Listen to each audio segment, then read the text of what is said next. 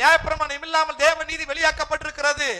அது என்னவென்றால், அடுத்த வசனம், இயேசு கிறிஸ்துவை பற்றிய விசுவாசத்தினாலே பலிக்கும் தேவ நீதியே விசுவாசிக்கிற எவர்களுக்குள்ளும் எவர்கள் மேலும் அது பலிக்கும், வித்தியாசமே இல்லை. ஆமென். புரிஞ்சுங்க. ஒருவேளை இன்னைக்கு ஏன் தெரியுமா தேவனுக்கு மேல நிக்க முடியல? ஆபிரகாம் மாதிரி ஏன் நிக்க முடியல?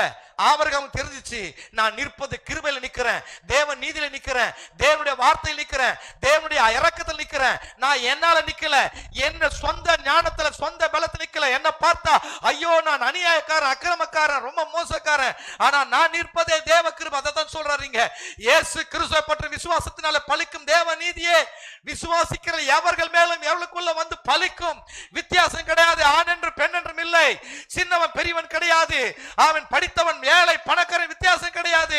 விசுவாசிக்கிற எவர்கள் மேல பலிக்கும். ஐயா அவன் படிச்சுக்கிறாயா, அவனுக்கு தெரியுதுயா? நோ. ஐயா அவங்க வசதியானவங்க, கர்த்தர்கிட்ட அதெல்லாம் கிடையாது. ஆமென்.